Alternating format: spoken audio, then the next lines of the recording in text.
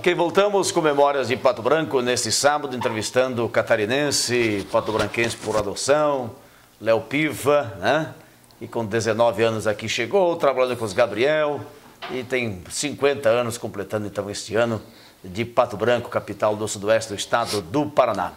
Seu Léo, essa história do Rio Santana, como é que foi? O parceiro do outro lado? Não, parceiro não vou e pronto, eu tô aqui, eu já não. Aí eu... Porto Alegre estava junto, né? Ah, estava com vocês. Porto Alegre beirou, gritou de lá, diz, olha, aqui é Porto Alegre, você traz essa balsa já pro lado de cá. Ele trouxe. Aí veio. E veio. Meio no cagaço. Ah, falou que era Porto Alegre daqui até a fronteira todo mundo conhecia, né? Tinha respeito por ele. Tinha respeito. Embora eu não acredito que o Porto Alegre tivesse dado um tiro na vida. Ele aproveitou o momento. Mas ele se metia na época da revolta, todo mundo me contou. Ele assumia, ele metia os peitos, tudo, né? Mas nunca foi um homem violento. Nunca foi dele? Não. Bem pelo contrário, um homem que a vida inteira dele foi dar risada. Dar risada. É. Era um parceirão para fazer campanha. Era um parceirão, não é só para campanha, é amigo para tudo, né? Quem que eram os parceiros do Ivo naquela época de sair com ele, assim, nas campanhas do trecho além de você? Tinha o pessoal mais os dois Dudu, tinha o Porto Alegre, Bertinato, Osmar Bertinato, Otávio Bertinato, Francisco Gabriel, quem mais? Porque a classe empresarial estava bastante culposa, né? No comércio. Uma parte. Você veja bem, tinha uma parte aí, até eu não prefiro citar, sim, mas as famílias em si estavam meio divididas, né? Embora tivesse também com o Ivo, né? Porque o Francisco Gabriel Neto, a empresa do Francisco Gabriel Neto, acredito eu que era, na época, financeiramente, se não era a maior, era uma das 3, 4 maiores de Pato Branco, né? Você veja bem, a história de comprar, Pato Branco comprava suínos, era o maior comprador de suínos do sul do Brasil. Tinha o... Que coisa, hein? Não, tinha a Rádio de São Paulo especializada no comércio de cereais, da agricultura e tudo, e que dava as cotações dos preços, né, dos produtos por estado, por cidade do maior produtor. Suínos, Pato Branco, tanto. Então, Pato Branco tinha naquela época uma referência. Tinha ocasiões aqui do seu Francisco carregar lá no Chiqueirão, lá, 20, 25 caminhões por dia para fora. Onde que era a base, o Chiqueirão dele? Atrás do cemitério. É mais ou menos lá, né, Nira? Cemitério dos padres lá. Dos padres paroquial? Ali, entre o cemitério quando passa o riozinho lá. Perto do riozinho. Ali era um chiqueirão muito grande. Tinha um chiqueirão grande lá. Era só, ele comprava lá e daí pesava, carregava e levava para União da Vitória, Ponta Grossa, São Paulo. Era o centro lá, Matador. E tinha um matador lá. E tinha um matadorzinho dele lá também. Era o ponto. Bom, vamos lá. Quando o Léo assume o cartório eleitoral, foi que ano? Não me lembro, deve ter sido em 68. 68. Cartório eleitoral? Eleitoral, não o registro civil, eleitoral. É que você faz... Vou falar depois que eu fiz o concurso. E daí, lá na escrutinação, como é que era a apuração de votos? Tudo manual? Tudo manual. Antes, você chegar na apuração de 68, que já era tal da cédula única, você precisava votar antes. Que era tempo do envelope, é isso? Era tempo do envelope. Você pegava, tinha um papelzinho assim que se chamava cédula, com o nome do teu candidato. Então, você entrava na urna, lá, por exemplo, para deputado, você tinha uma mesa lá, repleta de cédulas dos candidatos. Então tinha lá, digamos assim, Otto Meder, Bento Munhoz da Rocha, Plínio, Franco e tal, todos candidatos a deputados federais, depois o candidato a deputado estadual, né? Então você entrava lá Aceita mais. para votar, né? Tu escolhia Não, tudo candidato, todo eleitor que entrasse já ia com as cédulas no bolso, né? Mas lá tal, né? E a função maior de trabalho quem tinha era o fiscal do partido. O fiscal do partido tinha que, no momento, dar uma olhadinha lá, ver se ainda tinha cédula do candidato dele. E se não tivesse mais? Que era o que normalmente ocorria. Ia lá, um que votasse, digamos, no João, mas não gostava do Pedro, que chegava lá então, na hora de votar, a primeira coisa que ele fazia era pegar a cédula do Pedro e pôr no bolso. Quer dizer, que do adversário dele não ficava mais cédula, né? Não ficava mais. Não ficava mais, então o fiscal tinha que fazer isso. Tinha que cuidar, porque o pessoal que E tinha outros gozadores que chegavam lá, misturavam tudo. Então era... Aí outros iam lá e colocavam dentro do envelope 6, 7, 8 cédulas, né? Aí, quando chegava na hora da apuração, que estava o problema. Se o fiscal de apuração não fosse vivo e estivesse a pressão, e o escrutinador fosse de um determinado candidato e fosse meio ligeirinho, o que acontecia? Pegava 2, 3 daquela cédula, colocava e quando vinha do outro tirava, dava um jeito de tirar. Tirava. Quando na realidade, se você colocasse 5 cédulas, uma só que ficava, as outras iam fora, né? Claro. Então tinha tudo isso naquela época. Podia decidir a eleição de um... Podia, não, lá naquela época sim. Aí veio a tal da cédula única, que é aquela cédula que, com o nome dos candidatos, que você riscava. Fazer o xizinho. Fazer o xizinho, né? Aí essa já era mais difícil de haver problemas, né? Então, na época, aí dependia tudo da apuração. Mas para né? prefeito e vereador, por exemplo, o cara que estava contando os votos, não tinha como tirar um branco e botar como se fosse voto bom? Ou tirar um nulo e botar... Porque eu quero eleger o vereador Antônio. Tinha um voto nulo aqui e botava pro Antônio. No final fechava o número de eleitores. Fechava o número, tudo certo. Mas para que tem fiscal? Fiscal. Para que tem fiscal? E muitas vezes dava rolo, né? Porque eu era escrivão eleitoral na época. Então, tinha que acalmar a coisa, né? Não, me enganei. Então tá, você se enganou, vamos contar direito. Você lembra de algum rolo nesse sentido? Qual a maior bronca, confusão que você lembra? Não, mas era assim. Teve alguma ou não?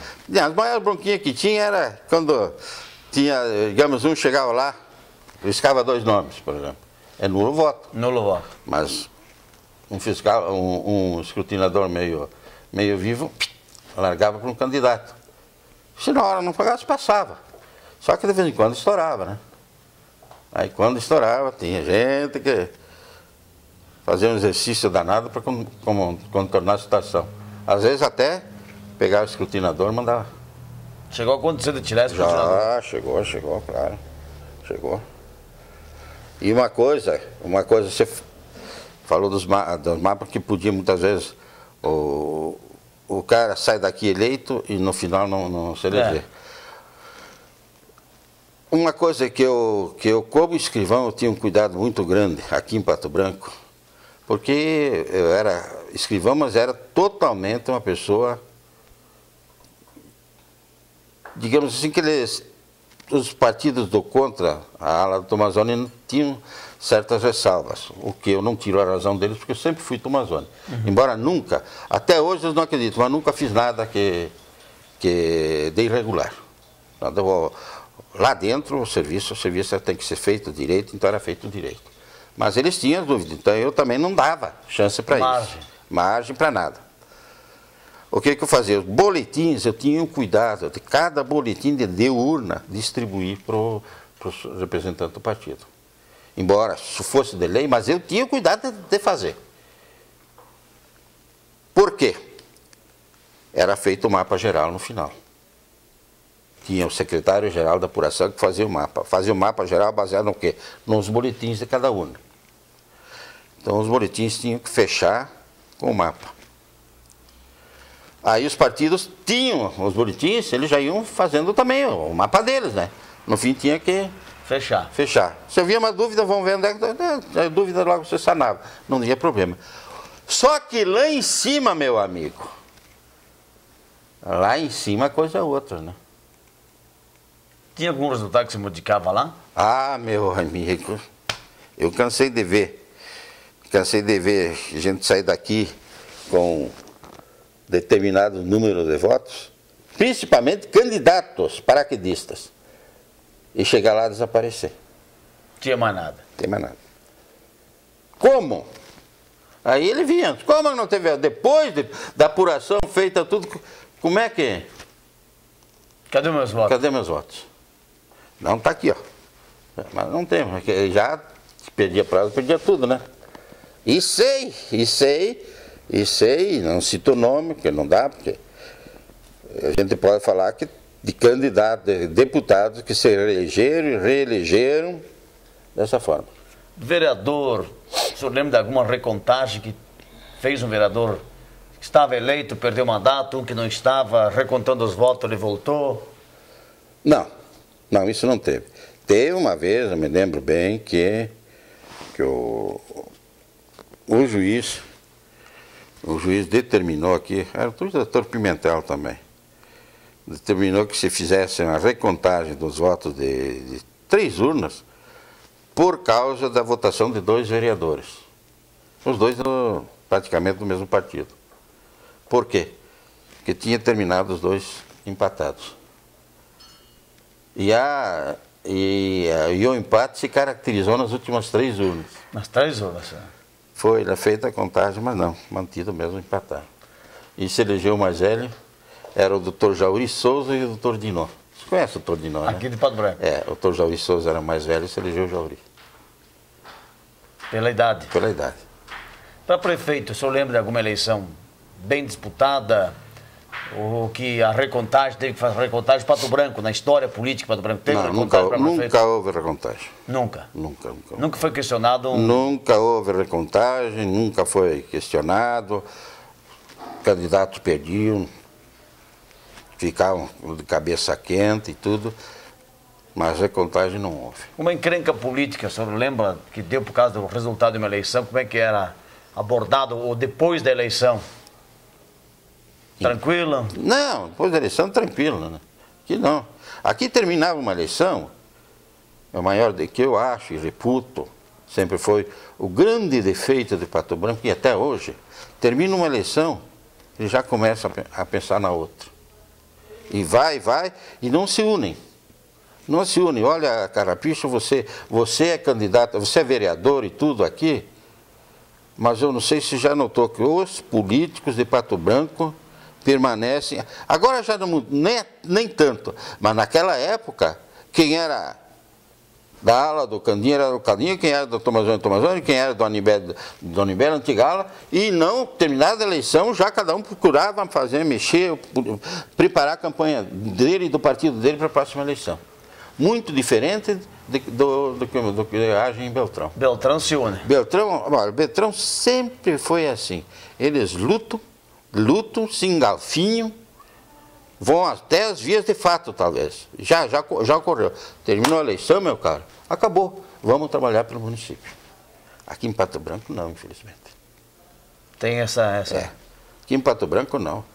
Você pode ver, você pode ver, hoje aqui, nós não temos nenhum... Olha bem a situação que nós não temos mais líder político aqui dentro de Pato Branco. Líder político mesmo dentro de Pato Branco nós não temos mais. O último foi o Alcini, que o Alcini também, pessoalmente, eu acho que depois que ele fez essa besteira de assumir secretaria lá em Brasília, ele se acabou, bastante, quebrou. Agora nós não temos mais.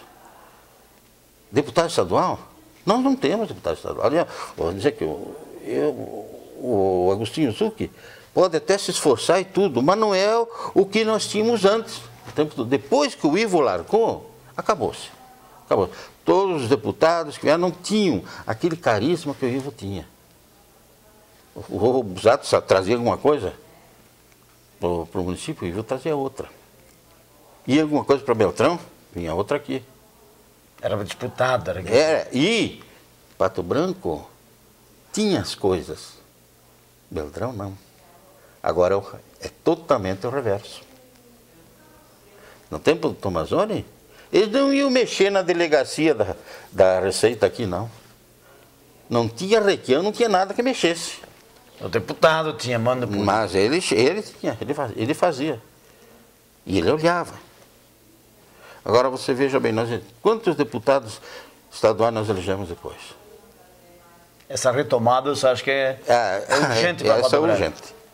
Se não houver essa retomada, se não houver isso, nós vamos continuar crescendo, progredindo, graças aos nossos próprios esforços. Que Pato Branco é um povo que trabalha, que faz. E faz por conta própria. A maioria das vezes o político mais atrapalha do que ajuda. Às vezes mais atrapalha do que ajuda. Porque, olha, eu conheci isso aqui quando aqui não tinha nada. Mas conheci o povo desde aquela época. Desde aquela época, o povo, o colono que vinha aqui, que trabalhava, que trazia porco lá no suíno, lá no Gabriel. Ou o outro que levava então lá no concorrente, que era o seu Cantu. Ou então os comerciantes da cidade, que tinham talvez uma rivalidade política, mas como procuravam trabalhar para o município. E como o povo até hoje trabalha para o município. Ele anda por conta própria, apesar... Anda por conta própria, mas puxa em favor do município. Eu me lembro a briga que foi, a instalação da faculdade aqui em Pato Branco, Carrapicho. O senhor participou disso? Eu participei, eu chegava por... Houve um movimento para a instalação da comarca aqui, que envolvia o deputado, em primeiro lugar, o prefeito Catani, e professores e tudo, alguns que eu me lembro até hoje, o prestígio que ele tinha naquela época, que era o seu Juvenal Loureiro Cardoso, que era um professor aposentado, mas que é um homem estimado na cidade, respeitado, né? Tem os filhos aqui hoje, pai do Homero. O doutor Cury, que era advogado, que o Cury batalhou, principalmente nos problemas jurídicos da instalação da faculdade aqui, e a faculdade funcionou lá em cima no Castro Alves? Lá, como é que chamava? Como é que chamava antigamente lá onde funcionou a faculdade em Irá? A escola, aquela lá em cima. Onde funciona? Não, lá em cima, aqui na saída. Castro Alves?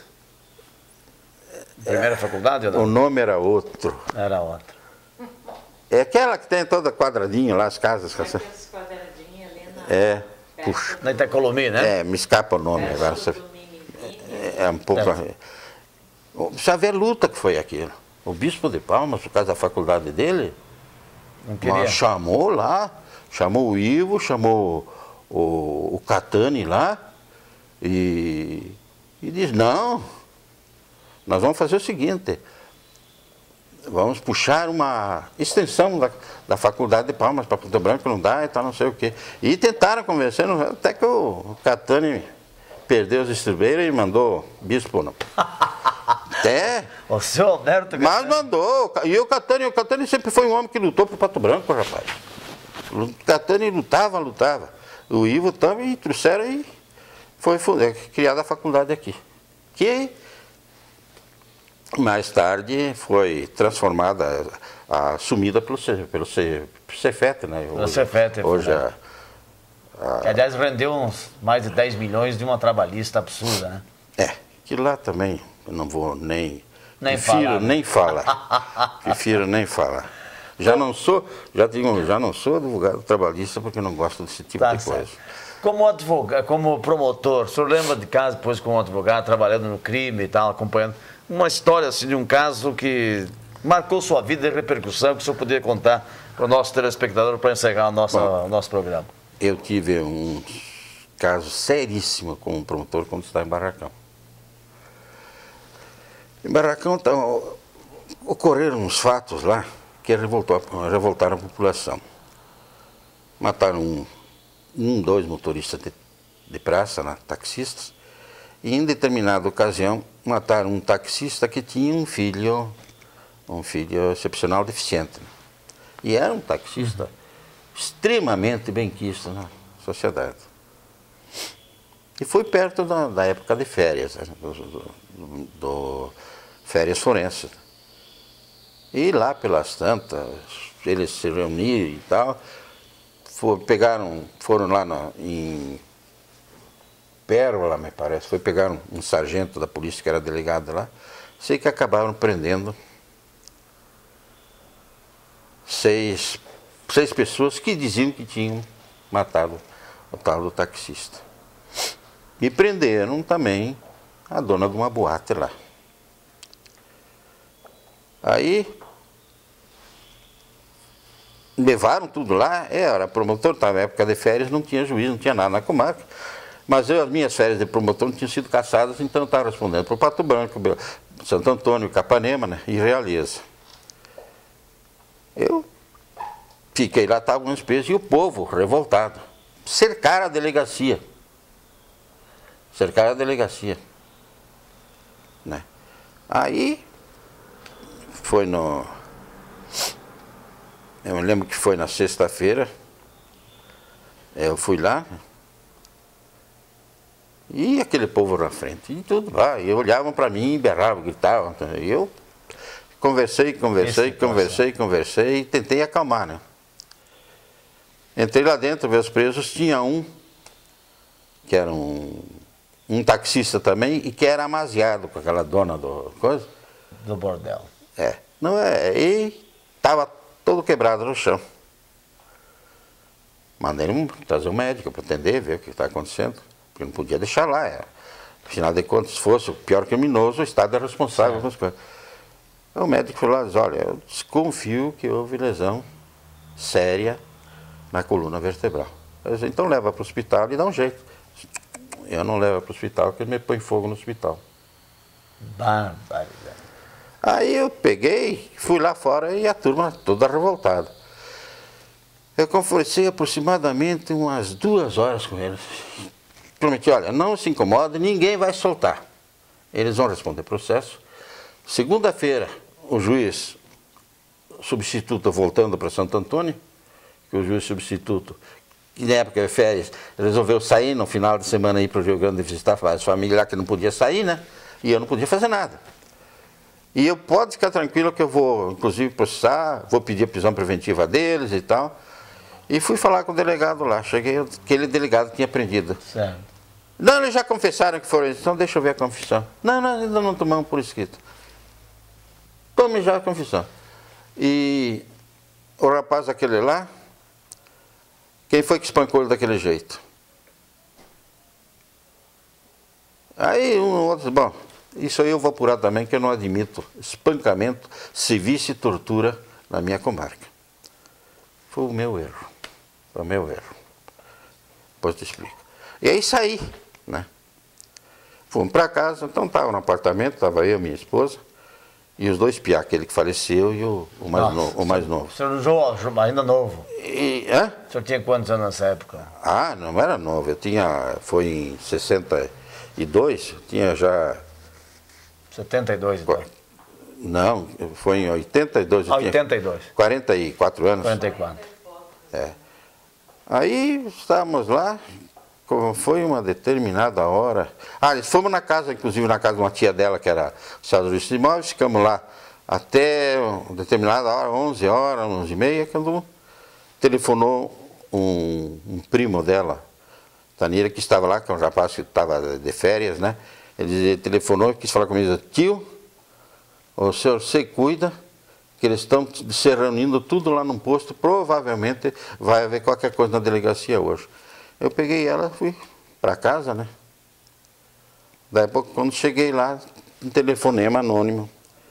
Doutor, o negócio é o seguinte, estão saindo daqui, a turma está reunida, vão linchar, vão matar todos eles lá. O senhor não intervenha, porque senão eles matam o senhor também. Meu Deus do céu. Mandaram avisar, me mandaram avisar o senhor, porque querem bem o senhor, mas não é para o senhor não intervir. Senão mata o senhor também. E eu, na hora, a primeira ideia que me deu foi de ir, né? Aí os 2 piá e a mulher me seguraram, e aquele mais velho que faleceu, disse, olha, pai, o senhor não se mexe, nem que eu tenha que dar uma paulada do senhor, o senhor não sai daqui hoje.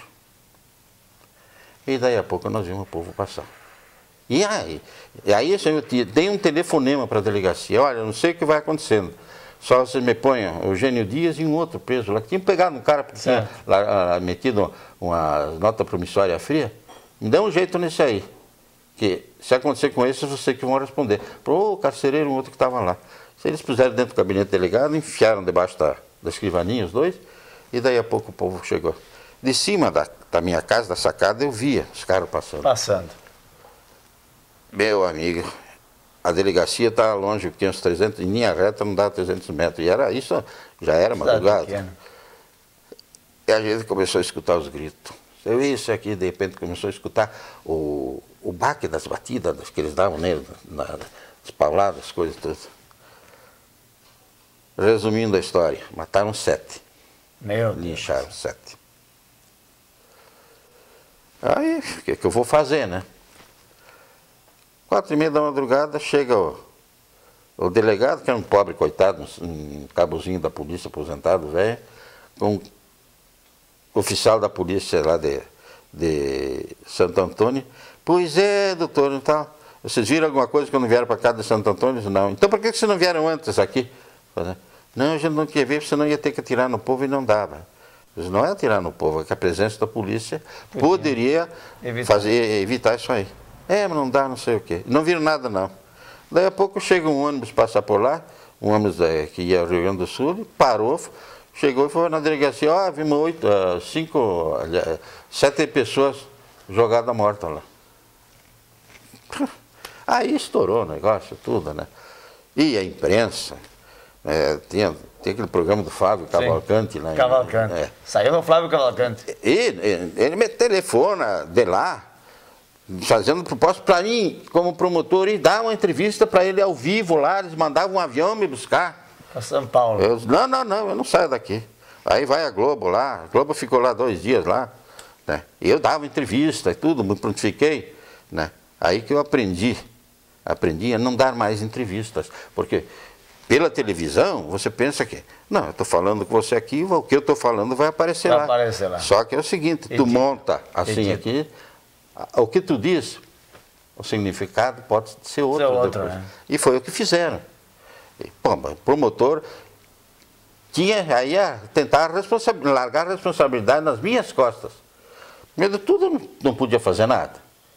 E segundo, eu não ia tirar eles de lá, porque podia ter dado uma comoção maior na cidade. Tá. Eu sei que é Jornal do Brasil, que saiu o meu nome, aí o doutor Josafá, que é procurador, né, me telefonou, disse, olha, pode ficar tranquilo, teu nome saiu até em Tóquio, dizendo assim. Aí foi o que me desgostou lá de Matelândia, que eu saí de lá, né. Esse foi o fato, que mais marcou um dos que mais marcou. Não, tiveram outros, né. Lá em Matelândia também teve um outro fato, que foi um problema de uma fazenda que tinha lá, né. Uma fazenda Nossa Senhora Aparecida, tinha diversos poceiros e tal, que estavam dentro de uma fazenda, e o proprietário tinha arrendado parte de terra para uns 20 ou 30, só que esses subarrendaram, então tinha muito mais gente. E lá pelas tantas o proprietário, antes de falecer, vendeu para uma mamásia dele, vendeu no papel. Passou os próprios filhos para trás, né?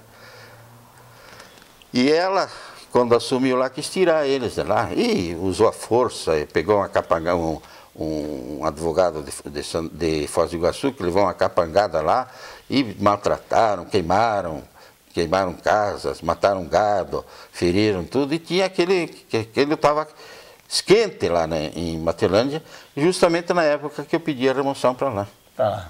Quando eu cheguei lá, no dia que eu assumi, a família não foi, foi mais tarde.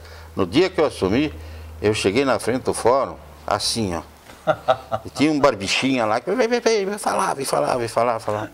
Eu me esgueirei, entrei, fui lá no cartório, me apresentei para o escrivão, acionou o promotor, assim, tal. Quem é que o pessoal lá fala?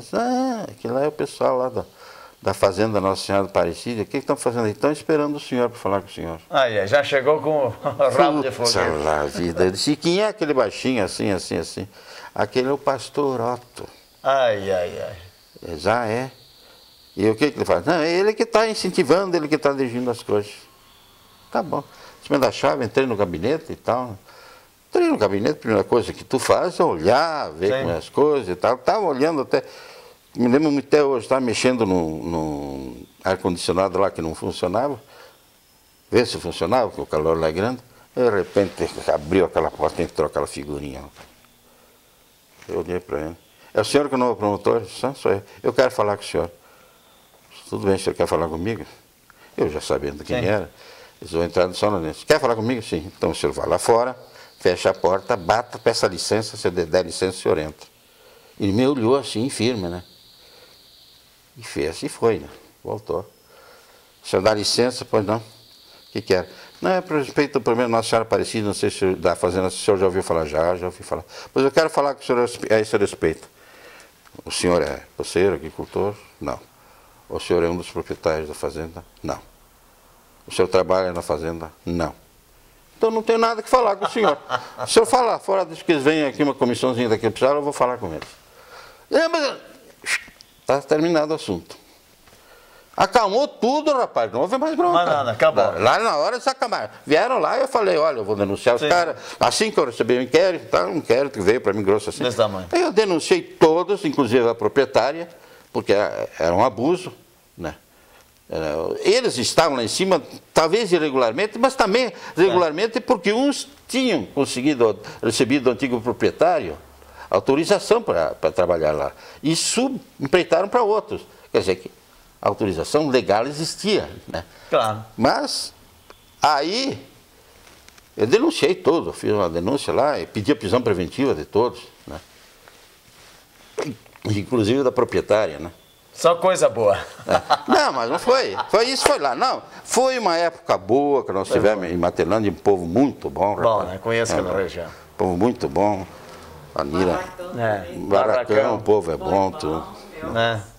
Eu estava falando na Dona Janeiro que gostou de morar lá em Barracão, né? Eu gostei. Tá certo. Tem mais um minutinho, André? Estou encerrando o nosso programa. Eu só queria fazer aqui bem rapidinho, se a senhora pudesse, no lado, só uma imagem. Vou te contar só uma política. Uma política. Mas um fato pitoresco. Certo. Esse ano nós vamos completar 50 anos que o Brasil ganhou a Copa do Mundo, a primeira, né? 50 anos. Bom, naquele famoso dia... Senta na janela, vamos fazer um ladinho. Naquele dia, nós estávamos fazendo campanha política para o Ivito Mazzoni, na antiga Vargem Bonita, que hoje é Renascença. E estávamos lá, eu, Ivo e companhia. Chegamos lá, faleceu num acidente, numa serraria, um peão lá, fomos tudo no enterro. Meio-dia, quando fomos almoçar, já tínhamos perdido, não sei, perdemos praticamente mais um outro comício. Aí na hora do almoço, o jogo e tal, o Brasil ganha a Copa do Mundo e o Ivo vai fazer o comício dele. Ah, não teve dúvida. Antes que ele fizesse o comício, foi um outro jogador da nossa turma. O Brasil, graças ao seu Ivito Tomazzoni, ganhou a Copa do Mundo hoje. E quem ia dizer que não? Tinha ganho mesmo? Tinha ganho, né? Esse é o fato que eu não... Pitoresca da política, né? E teríamos certamente muitas histórias, mas o nosso tempo é curto. Muito obrigado, Dona Janira. Muito foi um prazer, muito grande. Obrigado por ter recebido em sua casa. Seu Léo. Carrapicho, você disponha sempre. Obrigado. Vamos fazer outro dia. Quando quiser mais. É nessa linha para o senhor preparar mais uns casos, mais histórias, política. Hoje não tem tempo para conversar com a Dona Janira. Estou à disposição. Tem tanta história, né? Tem, né? Tem. Estou à disposição, estou sempre lá. Até se você precisar de um rapaz atender algum atendimento para alguém lá com o escritório, com advogado, me ponho à disposição, né? E você sabe que é onde eu moro, aqui, pessoa que eu sou, não mudei nada, não vou mudar. Sou a mesma pessoa que, agora com 70 anos, daquela que veio aqui com 19 anos. 19 anos. E que nosso sogro conheceu a filha do seu Marcelo. Na filha lá no Caxias. Trabalhava eu e o meu pai lá no Gabriel. Ele contou a história. Só viu uma coisa que o senhor mudou, eu acho. O quê? O charuto. Parei. Parou. Charuto, essa eu não vi mais, né? Parou. Não, eu parei. Uma marca registrada no fórum, o senhor chegava lá perto, né? Houve um tempo que eu gostava de tomar minha bebidinha, tudo, fumava. Depois parei de beber, tomava lá de vez em quando. Eu que dei o cachimbo para ele. Ele fumava cachimbo também. Eu dei pra ele. Quando eu operei do coração, ponto safena, eu resolvi nunca mais fumar. Nunca mais? E nunca mais beber. Nada. Eu tomava. Antes, mas ultimamente eu tomava cervejinha, outra. Claro. Nunca mais pus uma gota de água, nunca mais peguei um cigarro, nada. Depois Não dá com essa sinto falta. saúde toda essa Não vitalidade. tá tão grande assim, né? Tá bom. Obrigado, gente. Memórias do Pato Branco fica por aqui. No próximo sábado, mais uma personalidade, mais alguém que marcou a vida de Pato Branco, quer na política, quer no trabalho, enfim, na sua vida, os pioneiros de Pato Branco, a história viva, um arquivo eletrônico, Instituto Prosdóximo Guerra, que nós estaremos repassando também a todas as famílias, como o seu Léo Piva, para guardar para a posteridade um DVD, a história, a vida do pai, da família do seu Léo Piva. Muito obrigado, grande abraço. Até o próximo sábado.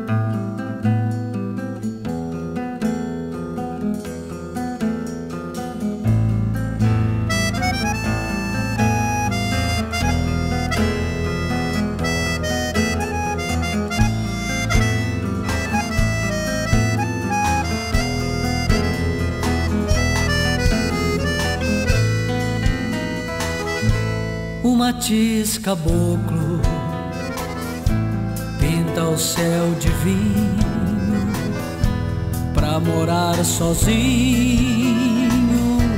Todo pago é pouco, todo céu se agita, o horizonte é louco no matiz caboclo de perder de vista. Amada, amada por viver sozinho, não me apego a nada.